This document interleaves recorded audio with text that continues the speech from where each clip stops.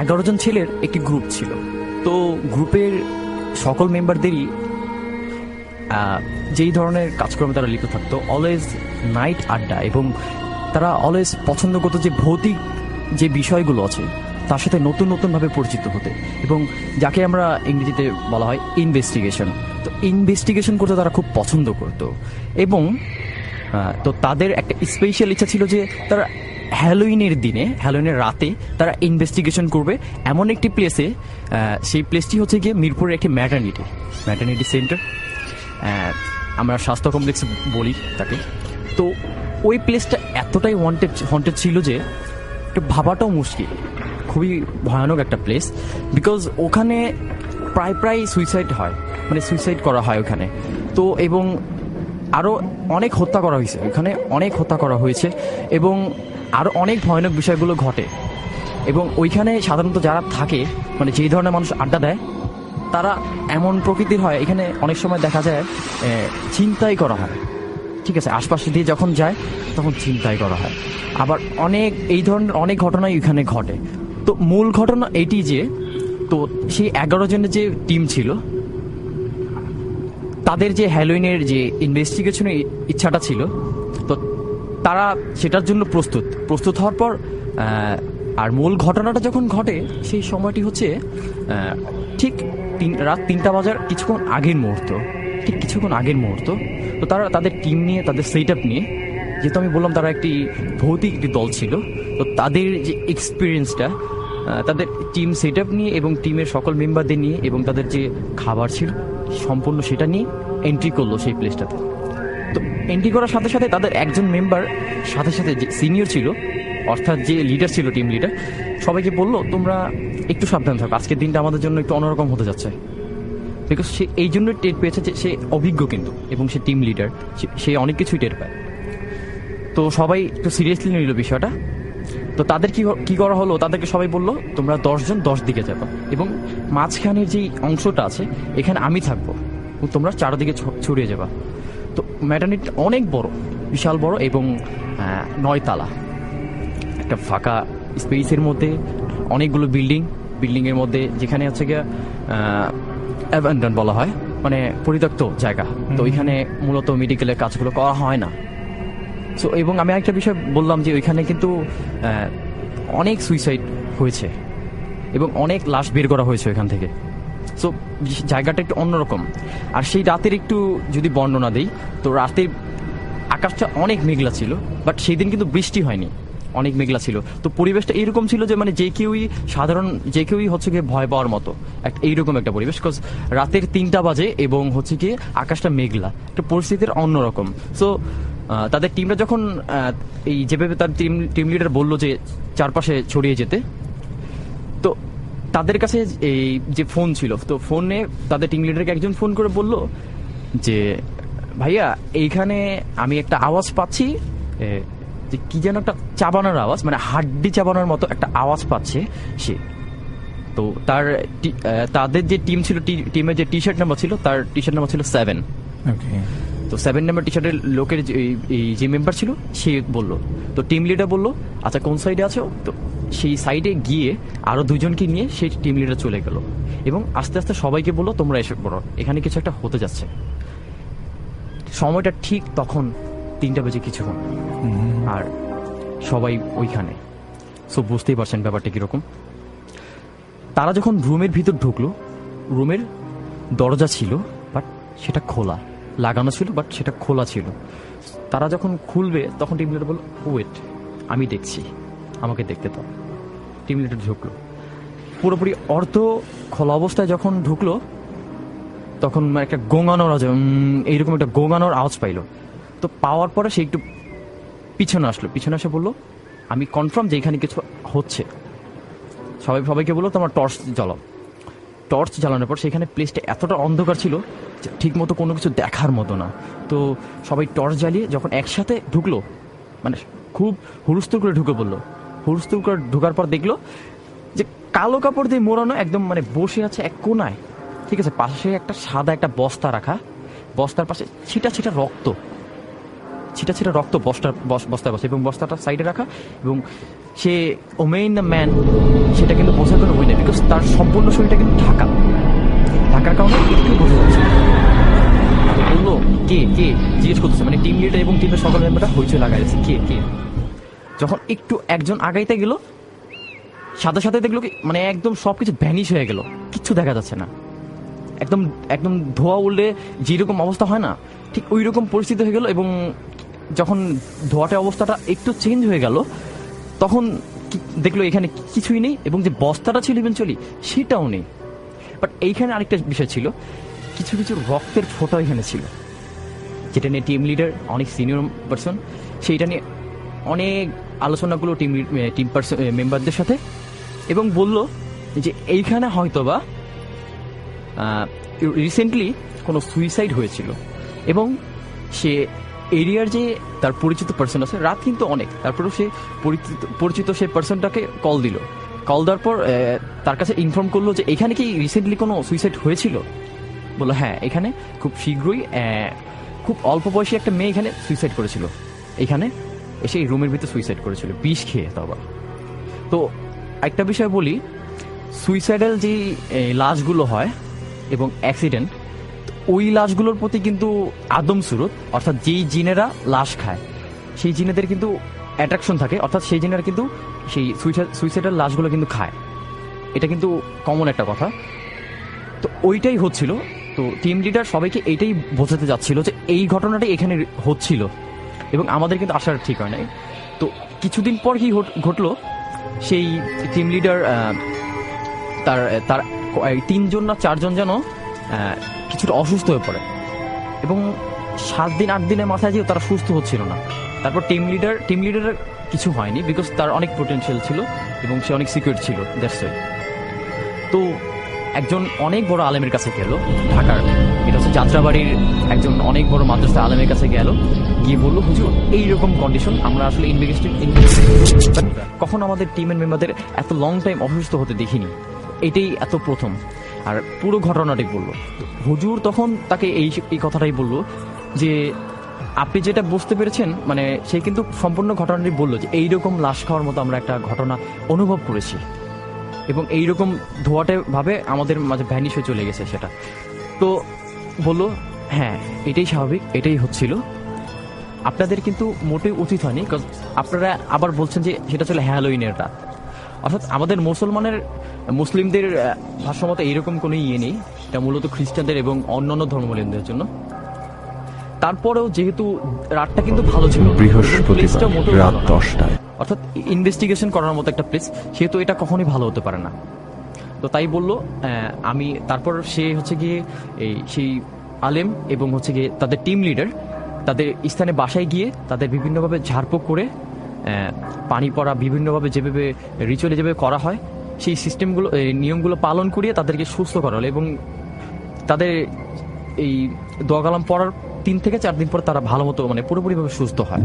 এবং তাদের যে মেম্বাররা ছিল তারা এটাই বলেছিল, আমরা মনে হচ্ছিল যে একটা অন্য জগতে ছিলাম, এবং সেই জগৎটাতে আমাদের কে যেন খুব জ্বালাচ্ছিল, আমাদের খুব অদ্ভুত অনুভব হচ্ছিল, আমরা খুব অশান্তির ভিতরে ছিলাম, মানসিকভাবে খুব চাপে ছিলাম, এবং বাইরের যে পরিবেশটা সাধারণত সেটা আমরা বুঝতে পারছিলাম না, এবং আমাদের খুব কষ্ট হচ্ছিল এক কথায়। ঢাকার বাইরে বগুড়ার ঘটনা, এবং এটি একটি গ্রাম্য অঞ্চলের ঘটনা। গ্রাম থেকে অর্থাৎ বাড়ি থেকে বাজার কিছুটা দূরে, 1.5 থেকে 2 কিলোমিটারের মতো, কিন্তু সেখানে রাতে না যে ভ্যান কিংবা হচ্ছে কি যে যানবাহন থাকে সেটা আসা যাওয়া হয় না, সো হেঁটেই কিন্তু সেই পথগুলো পাড়ি দিয়ে আসতে হয়। তো যে ঘটনাটি ঘটেছে সেটি হচ্ছে আমার এক আত্মীয়র সাথে। ঘটনাটি আরো 15 থেকে 17 বছর আগের ঘটনা, অনেক আগের ঘটনা। তো সে আমাকে এইভাবে এক্সপ্লেইন করেছিল যে সে একদিন মানে ঢাকার পথ থেকে আসছিল, ঢাকা থেকে বগুড়া আসবে, এবং বগুড়া থেকে সেই গ্রামে অনেক ভিতরে 1.5 থেকে 2 ঘন্টা পথ অতিক্রম করতে হয়। সে যখন বগুড়া টাউনে আসে তখন সময়টি ঠিক 1টা বেজে 40 মিনিটের মতো। তার এখনো ক্লিয়ার পরিষ্কারভাবে সময়টি মনে আছে। সো সে ভাবলো যেহেতু গ্রামে অনেকদিন পরে ফিরছি, সেহেতু কিছু মিষ্টি এবং কিছু খাবার নিয়ে যাওয়া যাক। সে মিষ্টি, সন্দেশ এবং লাড্ডু এই ধরনের কিছু খাবার নিয়ে ব্যাগে করে নিয়ে যাচ্ছিল গ্রামের পথে, অর্থাৎ বাড়ির দিকে। তো সে যখন কিনতে ছিল তখনই অনুভব করলো যে তার কেমন যেন একটা মনে হচ্ছিল, না মিষ্টিটা না কিনলেই মনে হয় বেটার হয়, কিনে নিয়ে যাবো। বা কেমন যেন একটা অনুভব হচ্ছিল, অদ্ভুত একটা অনুভব, যেটা আসলে ভাষায় প্রকাশ করার মতো না, এইরকম একটা অনুভূতি। তারপর সে ভাবলো নিয়ে যাই। সে মিষ্টিগুলো নিয়ে গ্রামের পথে রওনা দিল। প্রথমে তাকে টেম্পোতে উঠতে হয় গ্রামের বাজারের দিকে যেতে হলে। সেই পথটা সে ঠিক মতোই অতিক্রম করলো, কিন্তু আসল ঘটনা ঘটলো তার একেবারে ভিতরে গ্রামের দিকে যাওয়ার পথে। সো একদম কোনো যানবাহন নেই ভিতরে, ভ্যান নেই, কিছুই নেই, রিক্সাও নেই। মূলত সচরাচর গ্রামের দিকে রিক্সা থাকেও না। তারপর কি করার, 2 থেকে 2.5 কিলোমিটার পথ তাকে পায়ে হেঁটে পাড়ি দিতে হবে, এবং রাস্তাগুলো সম্পূর্ণ মাটির রাস্তা। 2 পাশে খেজুর গাছ, নারিকেল গাছ, এই ধরনের যত গাছ আছে। তো মাঝখানের কিছু কিছু জায়গা ছিল মানে খুব কি বলে ওটাকে, একটু ভয়ানক, যেখানে অনেক ঘটনা ঘটেছে এর আগে, এবং এখানে অনেক ঘটনা এর আগে অনেকেই ফেস করেছে যে ভয়ঙ্কর পরিস্থিতিগুলোর। কিন্তু সেখান থেকে সে বেঁচে গেলেন। কিন্তু প্রথমেই কিন্তু একটা কথা বলেছিলাম যে সে যখন মিষ্টি কিনতেছিল, দ্যাট টাইম সে ফিল করলো যে তার সাথে অদ্ভুত কিছু ঘটতেছে। তো সেটাই তাকে গ্রামে যখন মধ্যপথে এসে, অর্থাৎ 1 কিলোমিটার পথ পাড়ি দিল, একেবারে এই গ্রামের মাঝে চারপাশে ক্ষেত, খামার, নদী, খালবিল দিয়ে ভরা, চারপাশে অনেক দূরে দূরে বাড়ি, যে মাঝখানে যে পথের আশেপাশে কোনো বাড়ি ঘর নেই, চারপাশে শুধু খালবিল এবং ধানের ক্ষেত। তো সে যখন মাঝপথে সে অনুভব করলো যে কে যেন তাকে ডাকছে, ওইভাবে না, নাম ধরে না, কিংবা তাকে জোরেও ডাকছে না, তাকে গঙ্গানির আওয়াজ দিয়ে খুব নিম্ন স্বরে বলছে, একটু দে, আমাকে একটু দে, এই ধরনের, অর্থাৎ গ্রামের যে ল্যাঙ্গুয়েজটা বগুড়ার। তো যখন তাকে প্রথম 2-1 বার ডাক দিল, সে ভাবলো তার সাথে হয়তো বা ওলট পালট কিছু হচ্ছে, এটা স্বাভাবিক হতেই পারে, তার কাছে এটা মনে হলো। বাট ওটা স্বাভাবিক কিছু ছিল না। কিছুক্ষণ পর সে আবারও এমন একটা ভয়ঙ্কর পরিস্থিতির সামনাসামনি হবে সে কখনোই ফিল করতে পারেনি। সে একটু পথ পাড়ি দেওয়ার পরে সে দেখলো অনেক ছোট একটা মানুষ, কিংবা কোনো কিছু, একটা মানুষের মতোই ফিগার, বাট সেটা কিন্তু মানুষ ছিল না, যেটা সে অনেক পরে বুঝতে পেরেছিল, যখন তার সাথে ঘটনাটি ঘটেছিল। সে দেখলো যে ফিগারটা ছিল অনেক ছোট একটা ফিগার, সম্পূর্ণ এক রঙের একটা কাপড়, তার কাপড়ের রং মোটেও মনে ছিল না। ওই রকম একটা মুহূর্তে কি রকম কাপড় দিয়ে ঢাকা ছিল শরীরটা, এটা মনে রাখার মতো মানে কোনোভাবেই পসিবল না। অনেক কঠিন একটা মুহূর্ত ছিল তার লাইফে, প্রথমবার ঘটা। তাকে সে নাক বাঁধানো একটা আওয়াজে বলল, আমি যে তোকে বললাম দে দে, গ্রামের ভাষায় বলতেছে, তুই দিলি না কেন? এখন যদি তোকে শুধু রাইখাতি কি করবি? তার মুখে কোনো আওয়াজ নেই, সে একদম স্তব্ধ। সে মিষ্টির প্যাকেট এবং তার সাথে যে লাগেজ ছিল সবকিছু ফেলে দিয়ে সে নগদ স্টিল সেই স্থান থেকে 10 মিনিটও সে নড়তে পারলো না, এবং সে টোটালি স্টাক হয়ে গেল। তার কিছুক্ষণ পরেই সে বুঝতে পারলো যে সে স্বাভাবিক হচ্ছে, এবং যখন স্বাভাবিক অবস্থায় ফিরে এলো, সে দেখতে পেল কোনো একটা প্রাণী, সম্ভবত সেটা শিয়াল ছিল। শিয়াল কি করছে? মিষ্টি খাচ্ছে। এটা কিন্তু অদ্ভুত, শিয়াল কিন্তু মিষ্টি খায় না, আমরা যতটুকু জানি সাধারণত এই ধরনের মিষ্টি কোনো জাতীয় খাবার খায় না। এটার বিশ্লেষণ সে গ্রামের যে অনেক পুরনো মানুষ ছিল, অর্থাৎ মানে অনেক মুরব্বী যাকে বলি আমরা, সেই মুরব্বীর কাছে শুনতে পায় যে এইরকম নাকি হয়। এত গভীর রাতে যখন মিষ্টি নিয়ে আসে, তখন কিছু জিন আছে, আমাদের মানুষের মধ্যে যেমন অনেক ধরনের মানুষ হয়, তেমন জিন জাতির ভিতরেও ঠিক অনেক ধরনের মানুষ, অনেক জাত হয়। তো ওই ধরনের এক ধরনের জাত আছে যারা হচ্ছে কি মিষ্টিটা খুব পছন্দ করে, এবং এটা কিন্তু আমরা অনেক শুনেছি।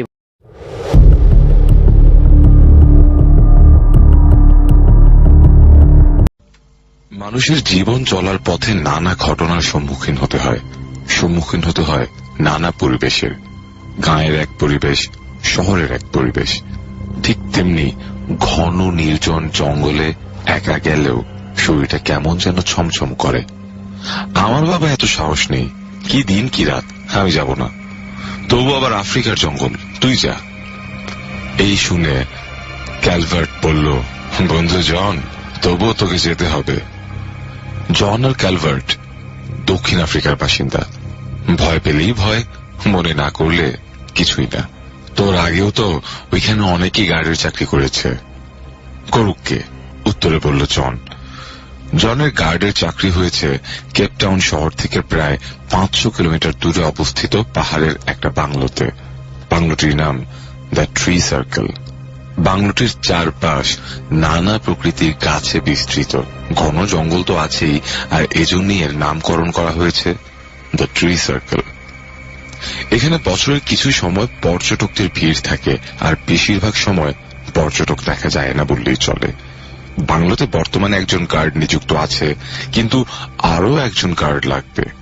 অবশেষে জন দ্য ট্রি সার্কেল বাংলোতে জয়েন করে। জন যে সিজনে জয়েন করে সে সময় পর্যটকদের আসা যাওয়া খুব কমই ছিল। এখন তারা দুজন মিলে বাংলোটি পাহারা দেয়, জন আর তার সহকর্মী ক্রিসলি। বেশ কিছুদিন পর সন্ধ্যায় হঠাৎ একটি পরিবার বাংলোতে আসে, অপু সিসিম ও তার স্ত্রী মিটি নকরেক। জন বাংলো গেটে দাঁড়িয়ে তাদের ওয়েলকাম জানায়। রুম ম্যানেজার তাদের রুম দেখিয়ে দেন। পরদিন সকালে ব্রেকফাস্ট সেরে তার ট্যুর গাইডকে সঙ্গে করে ঘুরতে বেরিয়ে পড়ে। সকাল গড়িয়ে দুপুর, দুপুর গড়িয়ে বিকেল হয়ে গেল, কিন্তু এখন পর্যন্ত তাদের ফেরার দেখা মিলল না। হঠাৎ জন দেখল সার্কেল বাগানে একটি ফুটফুটে বাচ্চা মেয়ে খেলা করছে। সে একটু চিন্তিত হয়ে পড়ল। সিসিম দম্পতির হাতে তো কোনো বাচ্চা মেয়ে আমি দেখতে পাইনি, তাহলে এই মেয়েটিকে? সে কাছে গিয়ে মিষ্টি কণ্ঠে বলল, হ্যালো বেবি, তোমার নাম কি? মেয়েটি কোনো উত্তর দেয় না, শুধু তার দিকে চেয়ে থাকে। বাচ্চা মেয়েটি ভয় পাবে ভেবে সে আর কোনো প্রশ্ন করার সাহস পায় না। জন বলল, এখন আর খেলা নয়, সন্ধে হয়ে গেছে, চলো তোমাকে রুমে দিয়ে আসি। জন হাত বাড়ালে বাচ্চাটিও হাত বাড়িয়ে দেয় এবং সে ওকে রুমে রেখে দরজা লক করে আসে। এরপর জন ওয়াশরুমে যায়। সেখানে যাওয়ার পর খুব কড়া একটা সুঘ্রাণ সে অনুভব করে। যখনই মুখে পানি দিয়ে সে আয়নার দিকে তাকায়, তার বুকের ভেতরটা মোচড় দিয়ে ওঠে। সে মিররে দেখতে পায় তার মুখের জায়গায় সেই মেয়েটির মুখ ভেসে ওঠে। আর ঠিক কয়েক মুহূর্ত পর আবার জনের মুখ হয়ে যায়। সে ভয়ে সেখান থেকে বেরিয়ে আসে। তার পর মুহূর্তে সে রুমে মেয়েটির চিৎকার শুনতে পায়। কিন্তু এ কি? রুমে গিয়ে সে কোনো মেয়ের অস্তিত্বই পাচ্ছে না। সে রুম ভালো করে খুঁজে দেখল, কিন্তু না, ওই রুমে তো কেউ নেই। তাহলে এটা কি তার মনের ভুল? না না, তা তো হতেই পারে না, কারণ বিছানার পাশে মেয়েটির জুতা জুড়ো এখনো তার চোখের সামনে পড়ে আছে। ভয়ে সে ওগুলো হাতে নেয়। হ্যাঁ, ঠিকই তো আছে। দরজা বাইরে থেকে লক করার পরও মেয়েটি, সে আর ভাবতে পারছে না। বাইরে সহকর্মী গেছেন তার কিছু কেনাকাটা করতে। হতভম্ব হয়ে সে বাংলো বারান্দায় বসে সহকর্মী ক্রিসলির অপেক্ষা করতে থাকে। সার্কেলের আবহাওয়ায় হঠাৎ যেন একটা পরিবর্তন নেমে আসে। সেই কড়া সুঘ্রাণ আর তাপমাত্রা বেড়েই চলেছে। এদিকে রুমে বাচ্চা মেয়েটির করুণ কান্নার প্লাবন বেড়েই চলেছে। এমন মুহূর্তে সার্কেল কেটে নীল গাউন পরা একজন মহিলা জনকে ইশারায় ডাকতে থাকে। সে ভয়ে ভয়ে এক পা দু পা করে গেটের সামনে আগায়। সেখানে গিয়ে দেখে সেই মহিলা উধাও। সেখানে ক্রিসলি দাঁড়িয়ে আছে। জন তাকে জিজ্ঞেস করলো সেখানে একটু আগে কোনো মহিলাকে দেখতে পেয়েছে কিনা। ক্রিসলি জানালো না তো, কাউকে সে দেখেনি। জনের অবস্থা দেখে ক্রিসলি বুঝতে পারল জনের সাথে নিশ্চয়ই খারাপ কিছু ঘটেছে। আস্তে আস্তে ট্রি সার্কেলের পরিবেশ শান্ত হয়। জন ক্রিসলিকে সব খুলে বলার পর ক্রিসলি যা বলল তা শুনে জন আরো চমকে গেল। ক্রিসলি জনকে টুরিস্ট বুক দেখিয়ে বলল গতকাল কেউ এ বাংলোতে আসেনি। আর যে সিসিম পরিবারের কথা জন তাকে বলেছে 8 বছর আগে সার্কেল বাংলোতে এরকম একটি পরিবার এসেছিল। এখান থেকে ফেরার পথে কার অ্যাক্সিডেন্টে তাদের আদরের একমাত্র মেয়ে অ্যাঞ্জেলা সহ সকলের মৃত্যু ঘটে। কিন্তু সবকিছু ঠিক থাকলেও জনের হাতে বাচ্চার যে জুতো জোড়া সেটা কোত্থেকে এলো?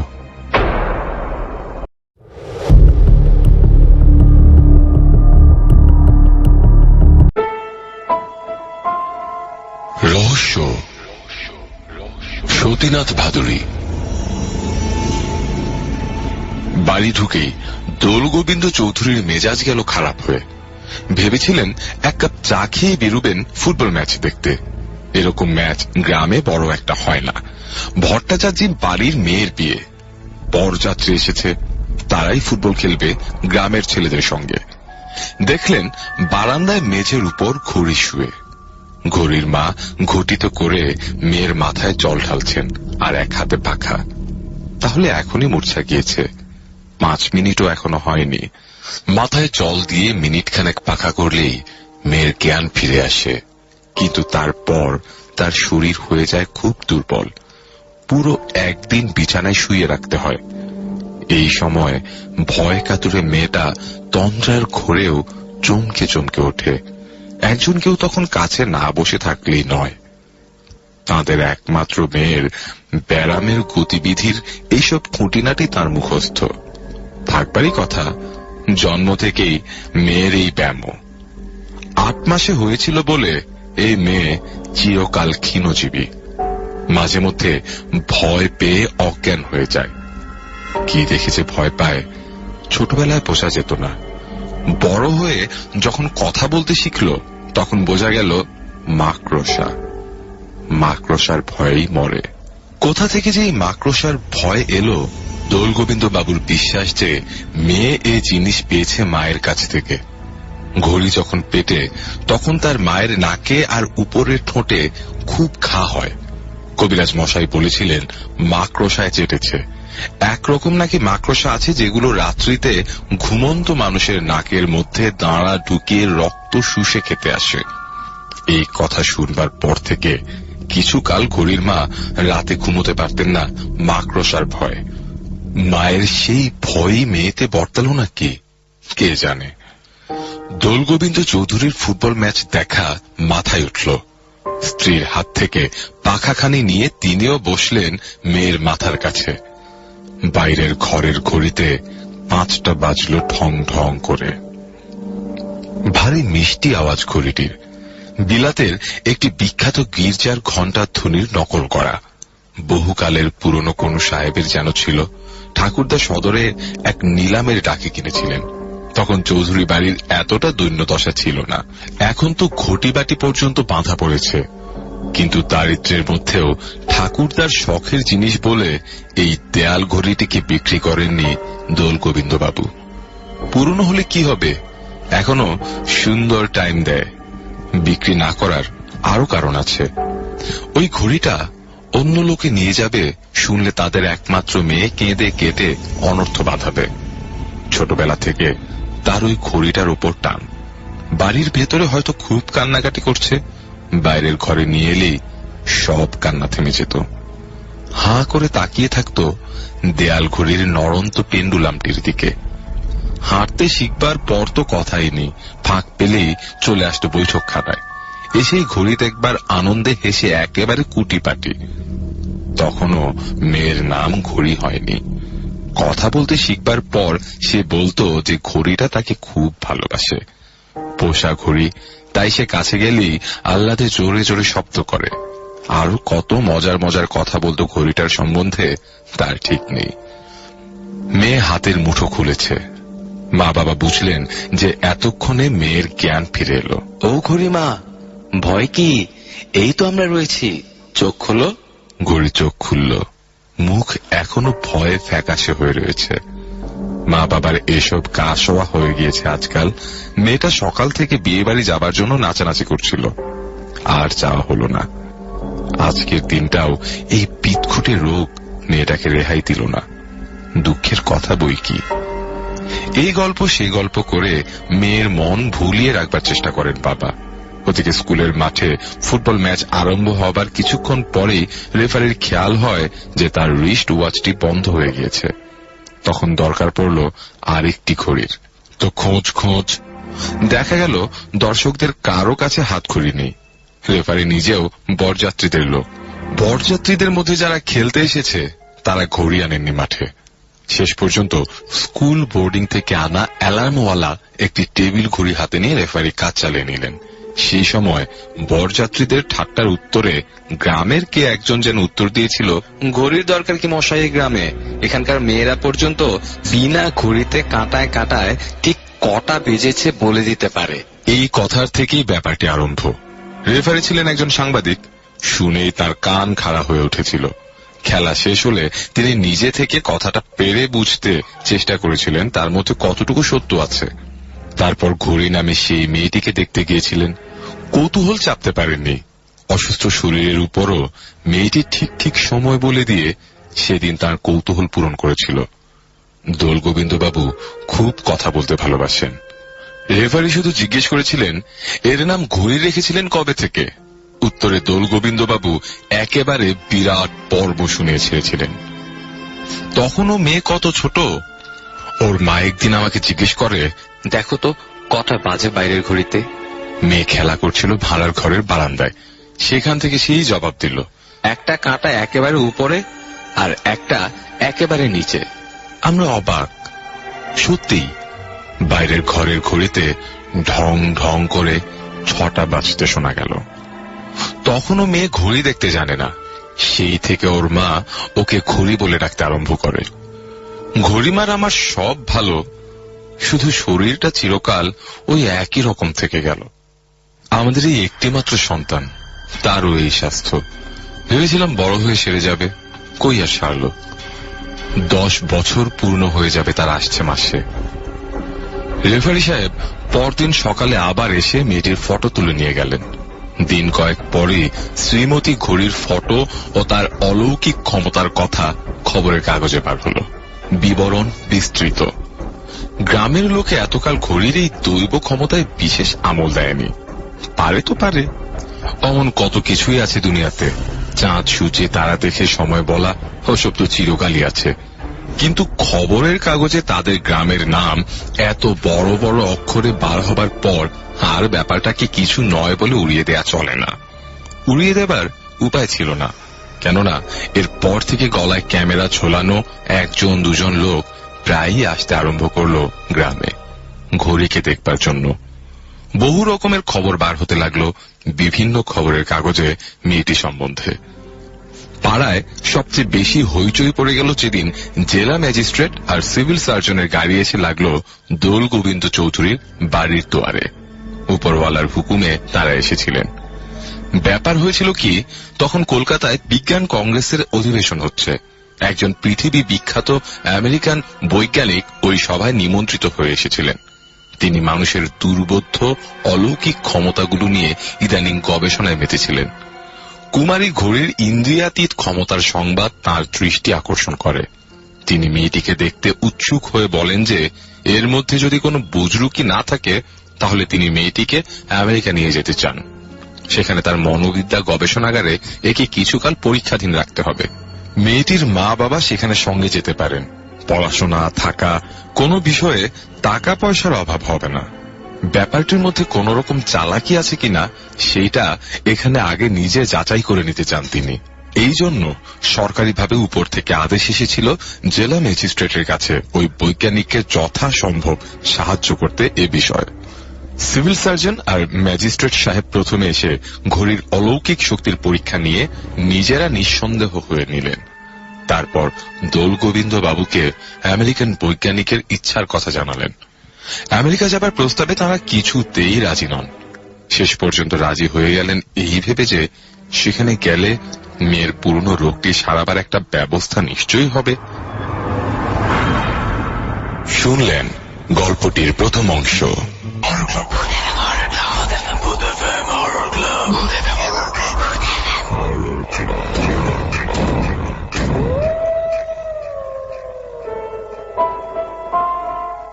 রহস্য,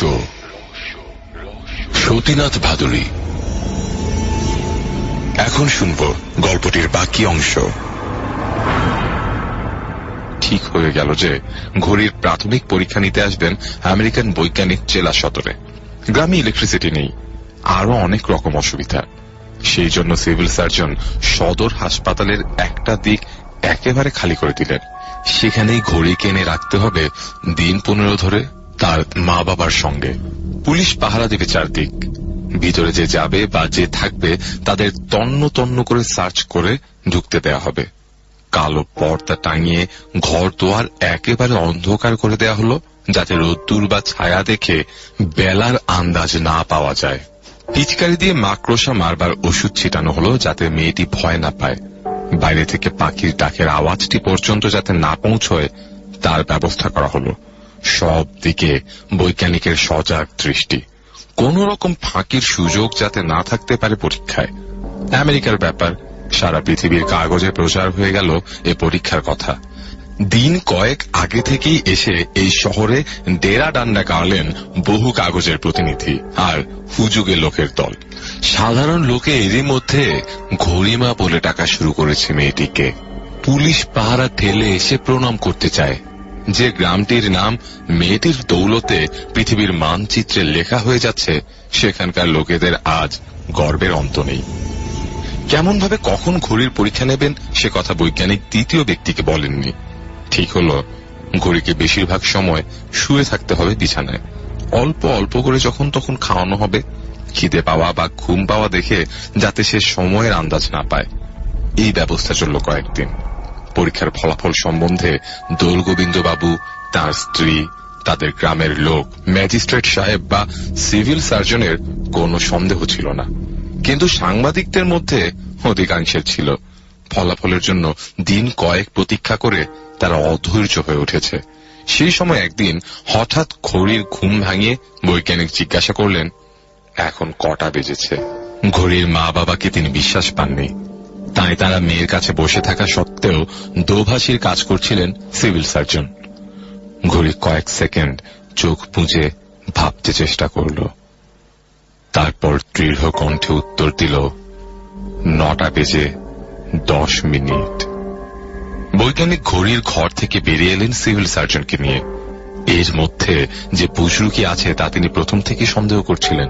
এসব ধাপ্পাবাজি তিনি তার বৈজ্ঞানিক জীবনে অনেক দেখেছেন, কিন্তু এতটা ভুল তিনি আশা করেননি। রাত 1টার সময় বলছে 9:30। কিন্তু বৈজ্ঞানিকের কি এত তাড়াতাড়ি মত স্থির করে নেওয়া উচিত? তিনি আরেকটা সুযোগ দেবেন মেয়েটিকে। ঘড়ি কিন্তু বুঝতে পারেনি যে সে ভুল বলেছে, তার মা বাবাও না। সে মিনিট 15 পর আবার ঘুমিয়ে পড়ল। ঘন্টা 3 পর আবার বৈজ্ঞানিক সিভিল সার্জনকে সঙ্গে করে এসে ঘড়ির ঘুম ভাঙালেন। সময় জিজ্ঞাসা করায় ঘড়ির চোখ বুঝে একটু ভাবতে চেষ্টা করে। মা বাবা এক দৃষ্টে মেয়ের মুখের দিকে তাকিয়ে। কিন্তু এ কি? মেয়ের কপালে রেখা পড়ল কেন? স্পষ্ট বোঝা যাচ্ছে যে সে খুব ভাবছে। এত তো তাকে ভাবতে হয় না কখনো। দুশ্চিন্তার রেখা ওগুলো। সাহেব মনে মনে হাসছেন এতটুকু মেয়ের এই নাটুকে ফান করা দেখে। এতক্ষণে ঘড়ি চোখ খুলেছে। ফ্যাকাশে হয়ে গিয়েছে মুহূর্তের মধ্যে তার মুখ। ভয় পেল নাকি, কি যেন বলতে চায়। সে উঠে বসল। দোলগোবিন্দ বাবু অবাক, এমন তো কখনো হয় না, হলো কি? ভয় পেয়েছে কিনা জিজ্ঞাসা করতে চান মেয়ের মা, কিন্তু স্বামীর কটমট চাউনি দেখে থেমে গেলেন। সাহেবের যে হুকুম, কেউ কথা বলা দূরে থাক, আঙুল পর্যন্ত নাড়াতে পারবে না মেয়ের উত্তর দেবার আগে। মা বাবার উপরেই সাহেবটির সন্দেহ বেশি। পর্দার আড়ালে লোক মোতায়েন আছে তাদের উপর নজর রাখবার জন্য। ঘড়ি অতটুকু মেয়ে হলে কি হয়, আবছা ভাবে বুঝছে যে তার অলৌকিক ক্ষমতার পরীক্ষার সঙ্গে জড়ানো আছে তাদের পরিবারের প্রত্যেকের সততার, সম্মানের প্রশ্ন। হতাশার ছাপ স্পষ্ট ফুটে উঠেছে তার মুখে। আমাকে ছেড়ে দাও, আমি চাই না বলতে। তার চোখ ফেটে জল আসছে। ঝাপসা চোখে সে তাকালো তার মায়ের মুখের দিকে। মায়ের চাউনিতে আশ্বাস ভরা। বলতে চান, যা পারিস তুই বল না। মনের বাধা ঠেলে মরিয়া হয়ে ঘড়ি বলল, এখন 11:20 কথাটা কোন রকমে বলেই হাঁটুর মধ্যে মুখ গুঁজে কেঁদে ওঠে ঘড়ি। সময় ঠিক বলতে পারেনি তা সে জানে। কেন আন্দাজ এমন হলো, এমন তো জীবনে কখনো হয়নি তার। সাহেব নিজের ঘড়ি দেখলেন, 4:16। সকাল হবার আর বেশি দেরি নেই। বৃথাই কয়েকদিন সময় নষ্ট হলো। নিষ্পাপ মেয়েটাকে অযথা কতগুলো মিথ্যে কথা বলা শেখাচ্ছে। বাপ মায়ের দিকে একটা রূঢ় অবজ্ঞার দৃষ্টি হেনে তিনি বেরিয়ে গেলেন বাইরের প্রতীক্ষমান সাংবাদিকদের দিকে।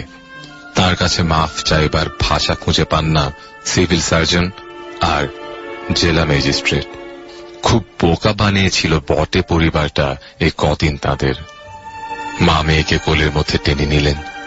দোলগোবিন্দ বাবুর যে কেউ বোধ হয় বেশি অবাক হয়নি। ঘড়ি একটু শান্ত হলে তিনি তাকে ক্রমাগত প্রশ্ন করতে আরম্ভ করেন। মেয়ের উত্তর থেকে তিনি মোটামুটি বুঝলেন ব্যাপারটা।